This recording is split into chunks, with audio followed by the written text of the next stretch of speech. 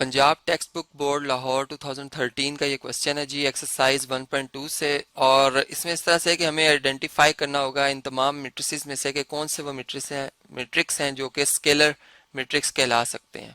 यानी अब हम सबसे पहले देखेंगे कि हमारे पास स्केलर मैट्रिक्स की क्या डेफिनेशन है या हम क्या उसकी पहचान कैसे कर सकते हैं। सबसे पहली बात कि हमारा जो भी स्केलर मैट्रिक्स होगा वो स्क्वायर मैट्रिक्स होगा। यानी हम रेक्टेंगुलर जितने भी हमारे पास मैट्रिसेस होंगे उनको हम अपने ऑप्शन से निकाल देंगे। तो पहली बात के स्क्वायर मैट्रिक्स होगा, यानी ऐसा मैट्रिक्स जिसमें के नंबर ऑफ रोज और नंबर ऑफ कॉलम्स ये बराबर होते हैं। मैं इनको लिख भी देता हूँ कि रोज की तादाद और बराबर होगी जी किसकी, कॉलम्स की तादाद से।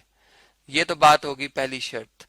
और उसके बाद अब हम जो सेकंड हमारे पास बात बनती है वो ये कि जो डायगनल है। अब देखें डायगनल जब हम स्क्वायर मैट्रिक्स की बात करते हैं इसमें दो डायगनल बनते हैं। यानी अगर 2 बाय 2 मैट्रिक्स की बात करें जिसमें दो रोज दो कॉलम है, तो ये जो हमारे पास डायगनल होगा जिसे हम मेन डायगनल या प्रिंसिपल डायगनल कहते हैं, हम इसी की बात करें, हम इसी को जो है वो कह रहे हैं कि ये हमारे पास क्या जी डायगनल है। तो मैं इधर लिख भी देता हूँ कि ये मेरे पास क्या है जी मेन डायगनल है। ठीक है, तो इधर लिख भी देते हैं, स्पेलिंग जरा कंप्लीट करते हैं कि मेन डायगनल की जो एंट्रीज हैं, यानी मैं अब इसको सिंपल कहूंगा कि डायगनल्स की जो एंट्रीज हैं वो क्या होनी चाहिए जी, वो सेम होनी चाहिए, सेम होनी चाहिए और 0 और 1 नहीं होने चाहिए। ठीक है, इनको निकाल दिया जाए। अगर ये निकाल दें तब आप जो हमारे पास 0 और 1, मैंने इसलिए इसको इस तरह से एक ब्रैकेट्स के अंदर लिखा है, इनको आप निकाल दें एलिमेंट्स को।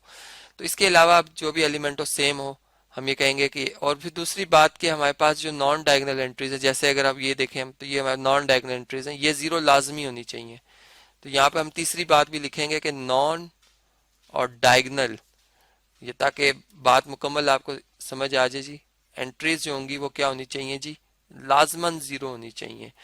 तो अब हम देखते हैं कि जैसे पहले मैट्रिक्स से तो हमने काफी स्टडी किया, हमें पता चल गया कि ये एक हमारे पास क्या जी स्केलर मैट्रिक्स है। अब यहाँ पे एक क्वेश्चन पूछा जा सकता है कि क्या ये डायगोनल मैट्रिक्स भी है। तो जी बिल्कुल, जो स्केलर मैट्रिक्स होगा वो डायगोनल लाजमी होगा और स्क्वायर भी होगा, ये बात बिल्कुल कंफर्म है। तो अब इसके बाद अगर हम इस मैट्रिक्स की बात करते हैं, इसमें अगर आप देखें तो इसमें 3 रोज और 3 कॉलम्स है, यानी एक स्क्वायर मैट्रिक्स है। पहली बात यानी पहली शर्त पूरी होगी। दूसरी शर्त कि डायगोनल जो है, डायगोनल में जितनी भी एंट्रीज आ रही हैं वो सारी तमाम की तमाम एक जैसी हो, साइन भी एक जैसे हों। तो हम देख रहे हैं स्क्वायर रूट ऑफ 3 जो आ रहा है हमारे पास डायगोनल में सेम है। और फिर नॉन डायगोनल एंट्रीज को अगर आप चेक करें तो ये हमारे पास लाजमन 0 होनी चाहिए, 0 के अलावा कोई और एंट्री ना हो। यहाँ भी आप देख सकते हैं, ये भी आप देख सकते हैं 0 ही आ रही है। इसका मतलब वाकई ये हमारे पास क्या है जी स्केलर मैट्रिक्स है। तो इसी ऑप्शन को मैं इसके लिए भी जो है वो सिलेक्ट करूंगा ताकि हमारा यही जवाब रहे इधर भी। तो ये स्केलर मैट्रिक्स हो गया। अब अगेन वही बात कि अगर इसको रिवर्स में देखा जाए तो ये स्क्वायर भी है और ये डायगोनल भी है। ठीक, अगर हम इस मैट्रिक्स की बात करते हैं तो अब ये हमारे पास एक स्क्वायर मैट्रिक्स है, यानी पहली शर्त पूरी हुई। दूसरी शर्त के जो हमारे पास डायगोनल एंट्रीज हैं वो सेम होनी चाहिए। अब आप देखें सेम है, लेकिन यानी 0 और 1 के अलावा कहा था कि 0 और 1 नहीं आने चाहिए। तो हम देख रहे हैं कि 1 जो है वो रिपीट हो रहा है, 1 आ रहा है इसमें, और बाकी नॉन डायगोनल एंट्री 0 भी है, यानी ये भी हमने साथ में चेक किया।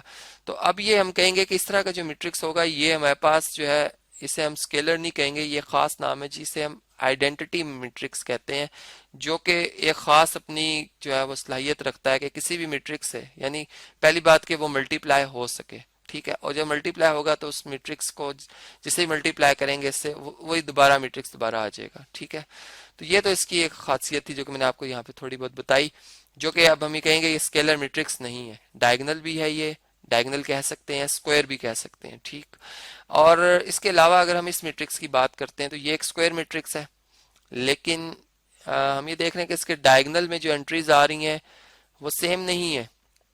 इसका मतलब है कि ये स्केलर नहीं है। तो यहाँ से अब ये आपके जहन में बात होगी कि क्या ये डायगोनल है। तो जी बिल्कुल ये डायगोनल है, यानी डायगोनल के लिए ये लाजमी नहीं है कि एंट्रीज जो है वो सेम हो, बस एक नॉन जीरो एंट्री होनी चाहिए थी। तो ये हमने देखा कि वो वाकई इसमें है। तो ये डायगोनल मैट्रिक्स है और स्क्वायर भी है ऑलरेडी। इसी तरह से अगर हम इसकी बात करते हैं तो ये थोड़ा सा यहाँ पे सिंप्लीफिकेशन इसमें बाकी, यानी एक स्क्वायर मैट्रिक्स है, इसके डायगोनल एंट्रीज में देखें तो ये 2 लिखा हुआ है और ये भी 2 ही लिखा हुआ है, 1+1 2 और 5-3 2, और फिर इसके नॉन डायगोनल एंट्रीज भी 0 है। तो अब हम कह सकते हैं कि ये वाकई जो है हमारे पास कौन सा मैट्रिक्स है जी, स्केलर मैट्रिक्स है। तो इसके लिए भी मैं यही वाला ऑप्शन दोबारा यहाँ पर हम इसे जो है मार्क कर देंगे। तो इस तरह से अब लास्ट में जो हमारा मैट्रिक्स आ रहा है, अब हम इसको भी देखते हैं कि क्या आया कि वो डायगोनल है या नहीं, या क्या वो स्केलर मैट्रिक्स है या नहीं। तो स्क्वायर मैट्रिक्स है, यानी इसका मतलब पहली शर्त पूरी हुई। दूसरी शर्त के लिए डायगोनल एंट्रीज को देखेंगे जी, डायगोनल एंट्रीज सेम होनी चाहिए थी, नहीं है, इसका मतलब ये हमारे पास स्केलर नहीं है, स्केलर नहीं है। लेकिन क्या, अब हम ये देखते हैं कि क्या ये जो है हमारे पास डायगोनल मैट्रिक्स भी है या नहीं। तो डायगोनल मैट्रिक्स के लिए अगर हम यहाँ पे देखें तो ये एंट्री 0 होनी चाहिए थी, जिनमें से 9 जो है वो 0 के इक्वल नहीं है।